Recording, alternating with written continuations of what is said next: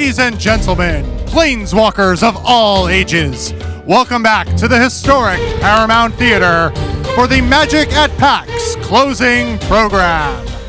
Now, once again, here's your host, Jimmy Wong. What's going on? Yeah. What's up? Everyone that's still here on Monday, it's nice. You guys are the champs, by the way. So let's give it up for ourselves. Yeah, Labor Day champs.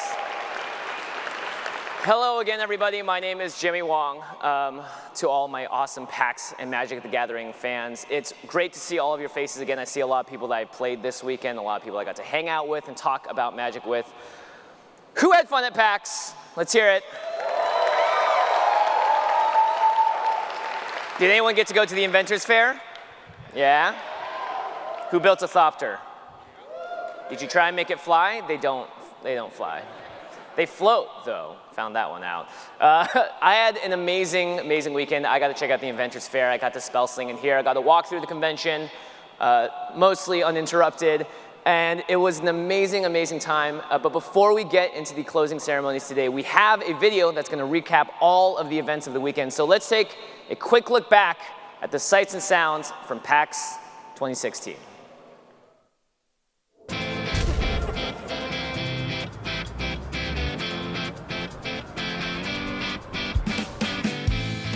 Paramount Theater is the site for not only the World Championship, but a whole bustle of other activity going on here for Magic and the new set of Kaladesh, which has been debuted this weekend. Magic has always done really amazing stuff at PAX. They are taking over the entire Paramount Theater and filling it to the brim with awesome stuff from Kaladesh.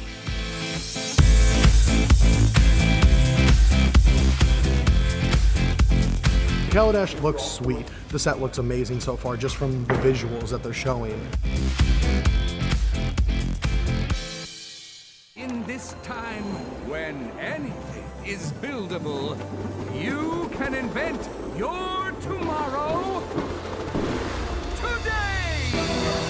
Ghirapur has been the center of invention and innovation on Kaladesh for the last 60 years, this period called the Great Ether Boom. This is the most amazing place you could ever live. You're going to have access to this ether and it's flowing through these pipes and you're inspired by it and you want to use it and you want to invent. And that is exactly what the people here do. We wanted it to be different, we wanted it to feel fresh, we wanted it to be bright and colorful. I think the set looks really neat. And dwarves are back. Yes! This is awesome. All right, so Healy Rye, a brand new Planeswalker. Love her outfit. I mean, that dress is fierce. Why don't you show your card? Let's see it. This is Etherworks Marvel. It's a legendary artifact. I love the card spoilers. Did you hear that there's vehicles in this set? I did. You guys want to see a vehicle? Yeah! I'm most excited about the crew mechanic. The idea of feeling like an inventor is throughout the entire set. So one of the things I'm excited for you guys to do is actually play with it. It's a really, really good set. I like knowing what else is going on besides like with the cards, like the world and what the story is. You see in the background, the Magic the Gathering World Championships are going on right now, the best of the best. I mean, there is just electricity down on the main stage here at the Paramount Theater in Seattle. It is an unbelievable setup. It's definitely the most, like, the elite tournament, the most prestigious tournament. Reed Duke steals a game from Luis Scott Vargas. It's tense, I get really stressed out. This is a crucial moment in the game, depending on how you use your blocks. To win one of these tournaments is just something that would just be amazing to me and be like a dream come true. This is the best of the best, and I just love the competition. Oh, it's Ulamog. Wow, he crushed Takamura's dreams. Dude, I didn't even know he had Ulamog in his deck. This is really like no other Magic tournament because of the level of competition. It's basically what I live for.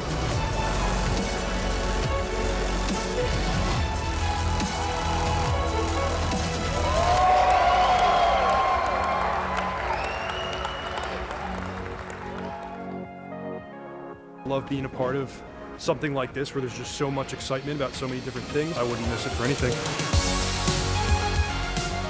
The magic of Kaladesh has spilled out here from the Paramount Theater and onto the streets of Seattle. Welcome to the inaugural parade for the Kaladesh Inventors Fair!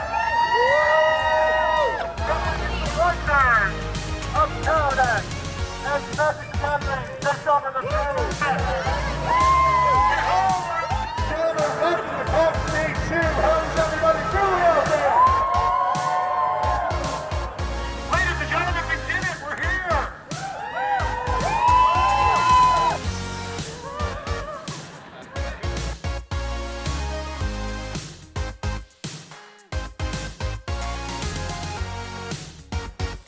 It looks very Mardu, red, black, and white. I think I might summon some goblins and attack. Yeah. I really like the community that has been created around Magic. Beware!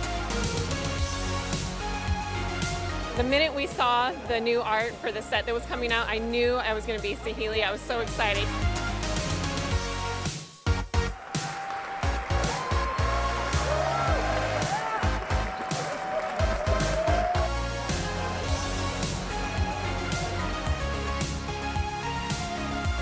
Magic is by far our favorite game. I don't think that will ever change, honestly.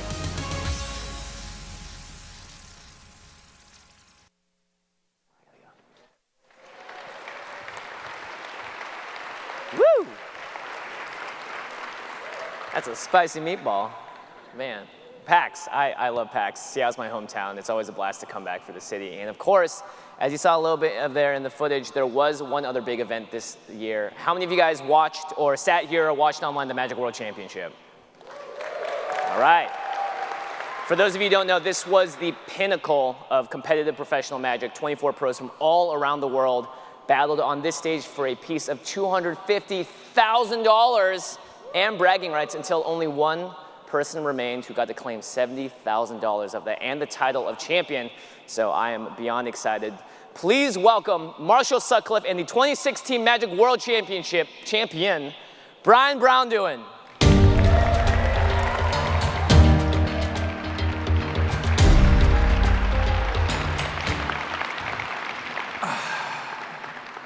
Hi, everybody.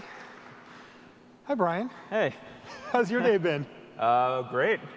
So it was just 24 hours ago, maybe a little less, but years in the making that it took to make you a world champion. What's happened in the in-between time? So last night I went out and celebrated a little bit just to Only enjoy. a little? Yeah, just a little. I could have gone a little bit harder probably, but just wanted to enjoy the experience some, and then today it's just been kind of relaxing and trying to enjoy the experience. Any interviews in there? A lot, yeah. A lot of interviews. We ran him through, what, 4 or 5 interviews right after the thing was over? Yeah, it was just a whirlwind of different people asking me questions. And Now, I saw an interview that you did earlier in the week as we were kind of leading up to the World Championship where you said, I'm here representing the grinders. You know, you were our GP master, accumulated the most pro points at Grand Prix over the course of the season. What did that mean to you to actually take down the crown as the grinder in the field? Yeah, it kind of means that like you can sometimes get there just by hard work and a lot of preparation and just kind of putting in the hours to really try to improve your game and just playing in all these tournaments and getting a little bit of experience with all these different cards and matchups and stuff throughout the entire year just really helped me in the end. How would you describe your ascension to world champion? I mean, was it a smooth, you're just like, that's what I want to do, and a year later you're standing up there with the trophy? How did it work for you? Yeah, so it's kind of started out in around 2013, 2012, when I was doing the SCG Open series. And from that point, like I'd always wanted to be a Pro Tour competitor. I played in tons and tons of PTQs, things like that, trying to make it onto the Pro Tour. And I had actually qualified once before, but I like scrubbed out, and it took me like a year and a half to qualify again. Yeah. And from that point on, I just kind of wanted to keep stepping my game up a level. And I went from the SCG Tour to playing the Grand Prix circuit, qualifying, kind of skin of my teeth for a lot of these Pro Tours, playing in the Pro Tours. And I've always wanted to just kind of, you know, succeed on the Pro Tour level. And I guess I kind of like skipped over a step here, so. You kind of did jump a little bit ahead. You know, I was going to ask you about that. I think that most professional Magic players and probably most people in the room have the goal, or at least the idea in their head of them becoming the world champion one day.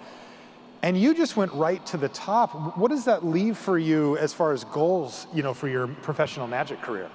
Well, I mean, I'm still going to be going to all these tournaments. You're not going to retire? No, I've considered it actually a couple times, like just go out on top. Well, I did it. Yeah, it doesn't get better than this. So. Yeah. No, I'm still going to try to go to a lot of pro tours. I want some pro tour top 8s, maybe win a pro tour, stuff like that. It's still goals for me.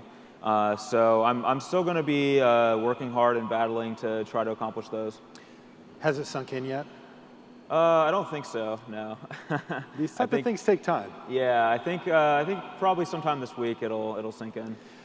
I noticed that on social media, on Twitter and Facebook, that you were getting huge response. I mean, you put up a post, by the way, he said, pretty decent, I think you said, about winning the World Championship. I think I just used the long form decent. Decent, yeah. But, I did see that you were receiving really overwhelming support on there. What did that mean to you?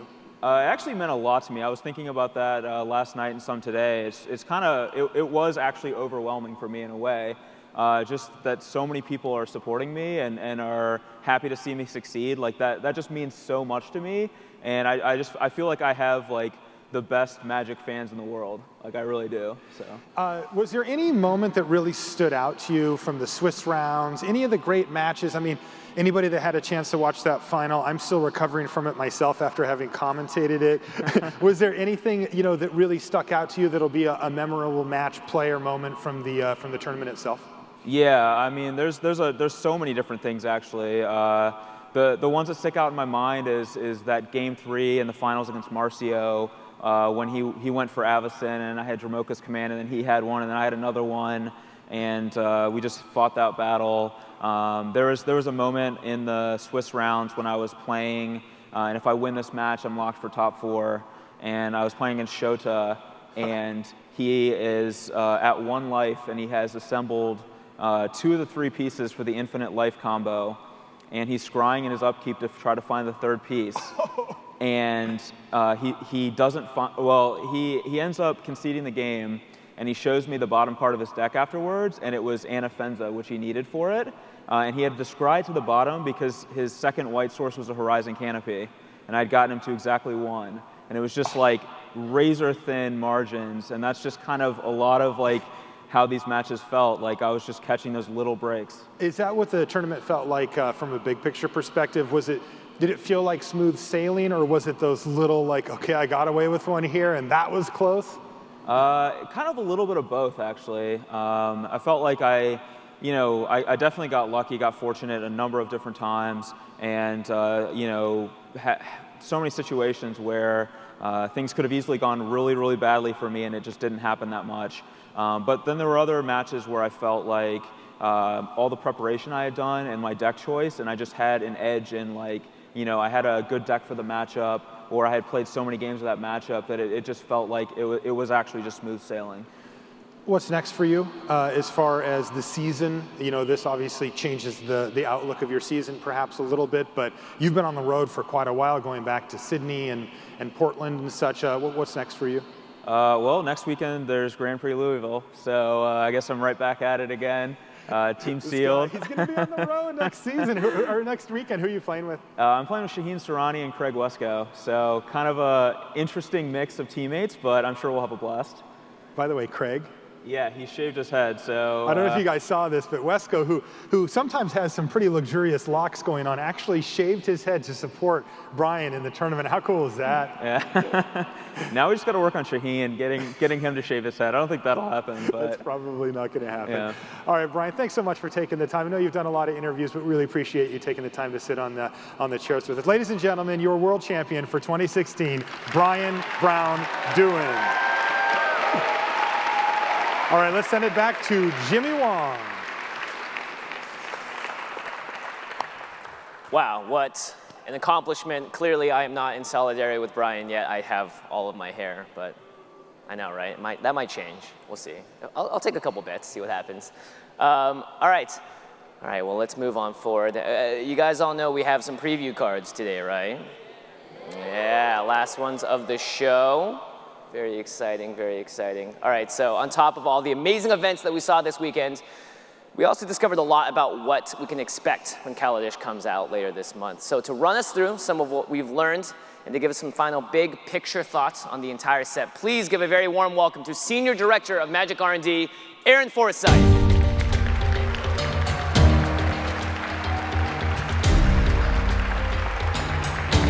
Hey, Jimmy. Good to see you. So every set release obviously is exciting, but there is a certain energy that I've found from everyone I've met working at Wizards this week about Kaladesh. Yeah, they knocked it out of the park. Yeah. The thing for me is that oftentimes we'll make a new set, a new world, and it'll be full of some crazy ideas, and we'll throw it out there and say, hey, what do you guys think? We hope you like this. But with Kaladesh, we knew, just in the time leading up to it, that we had made something that fans were really asking for on so many different axes. They wanted something bright and happy coming off of a year of Eldrazi. You know, they wanted to see Magic's take on steampunk. That's one of the most asked for genres that we'd never delivered before. We gave them a sneak peek of Kaladesh in Origins, so we knew that they were going to be wanting to see that again later. And then vehicles as a card type is something that, you know, every card designer has been tried to crack for years, and all the fans have been asking us to see, and we delivered it here. Yeah, absolutely. I can't wait to play with vehicles in limited and every format. So for you, what is your personal favorite aspect of the set? I like all the keywords. As I mentioned, vehicles, they're a huge flavor home run and a lot of fun to play with. Fabricate gives players tons of super interesting choices. And then the big one, energy, which if you heard Mark Rosewater talk at all this weekend, you know he's had that one in his back pocket for over a decade. Mark is literally made of energy. That's right. He is the embodiment of energy as a human being. And we just finally found the exact right place to deploy it. Yeah, I mean, I love Magic because it's a game that, you know, we all love for different reasons, but for me, it's like the ability to really feel like an inventor that Kaladesh is sort of giving us the opportunity to as players. What is it about Kaladesh that really piques your interest as a Magic player? That is what I love about it. Oh, perfect. As a player and a deck builder, I'm a show-off. I want to come up with cool stuff that other people haven't done before. I want to combine cards in new and interesting ways, and for me, that's when Magic sings. When you can take two cards that aren't connected and connect them and do something awesome with them. And wow, does Kaladesh let you do that. The cards, the mechanics, every bit of it, you know, lets you do inventive deck building and feel like an inventor. We need to play sometime. Oh, this that'd be hasn't great. happened. Yeah, we got to get in. Oh, sorry, we're having a personal conversation up here now. Well, this is a new plane. There are new mechanics. Obviously, it's a new challenge for the Gatewatch as well. It's exciting from a story perspective for me because we're not dealing with world-ending threats anymore. This isn't the third Avengers movie. You know, like we have a breath of fresh air finally. Right, so the world-ending threats were the right thing to do on Zendikar and Innistrad. That's the story we wanted to tell there. But here we want to tell a different kind of story now that we have a different kind of world to tell it on.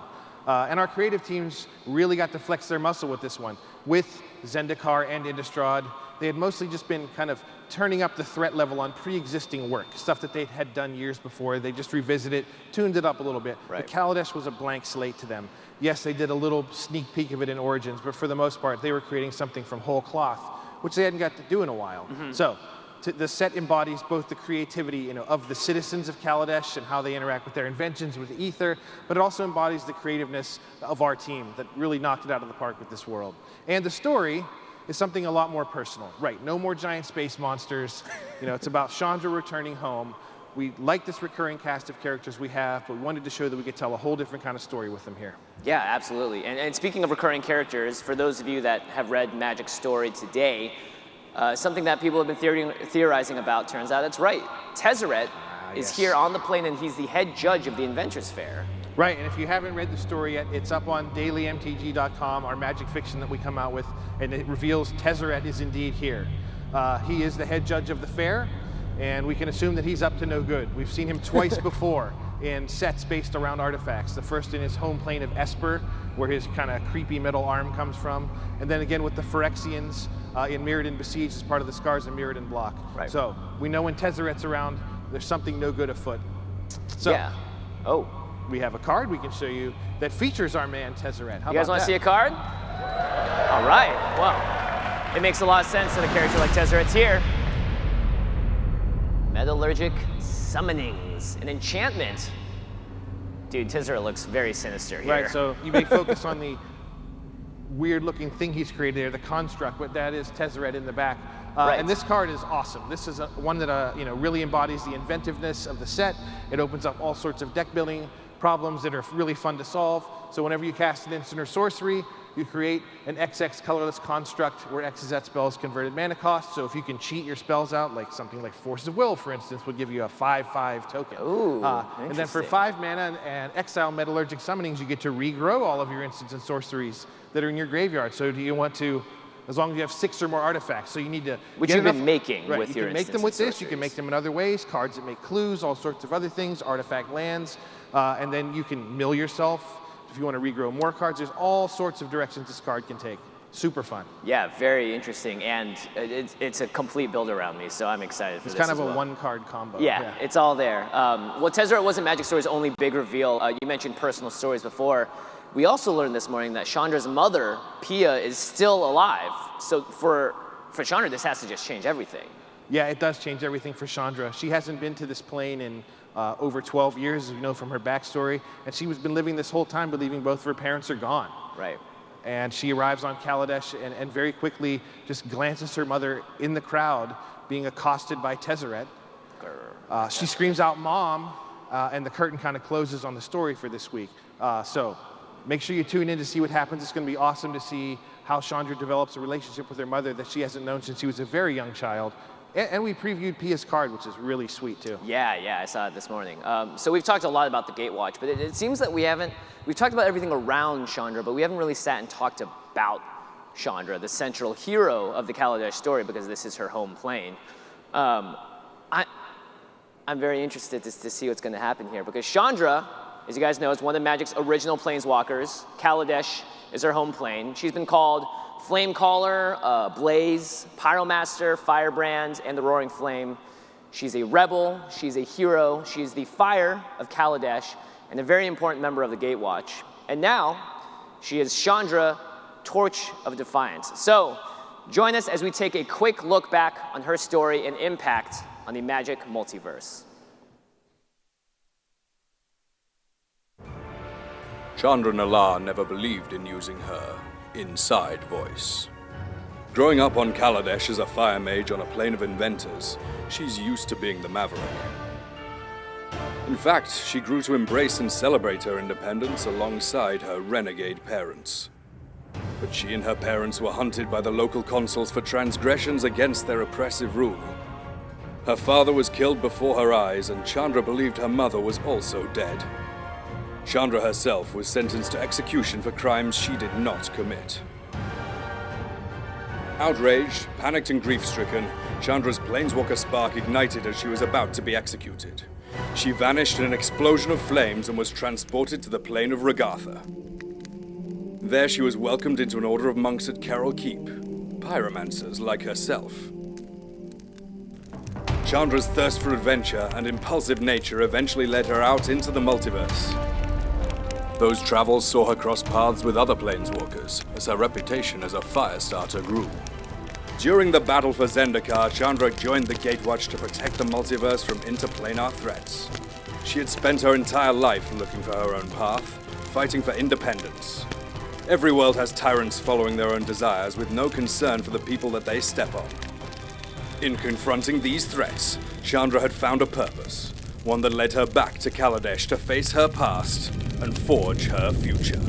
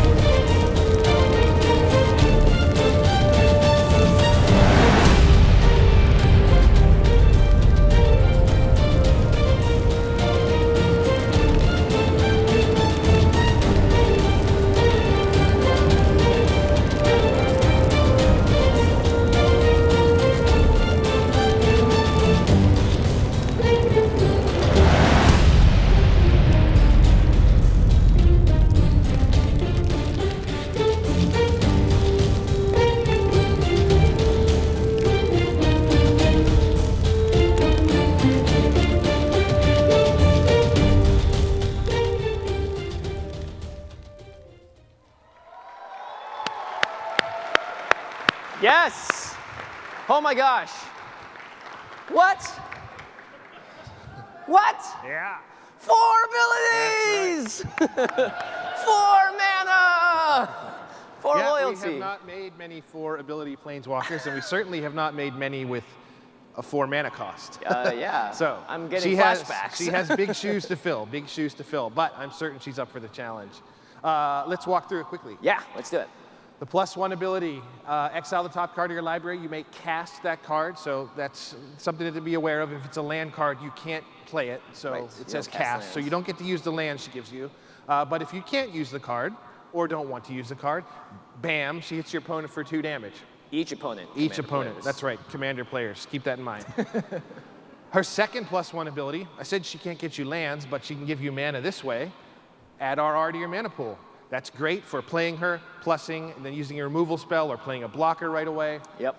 Her -3, how she protects herself, 4 damage to target creature. She can be used right away and she still stays on the battlefield. And the last one, this emblem, holy smokes.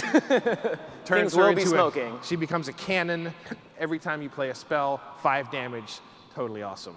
Yeah, this is unbelievable. I obviously, Chandra has a lot to live up to, but in terms of 4 ability planeswalkers, I think she's got a lot of room. Total package. Yeah, total package. Absolutely. How incredibly exciting. Well, we're almost ready to wrap the weekend up, Aaron. Do you have any final thoughts for us on Kaladesh?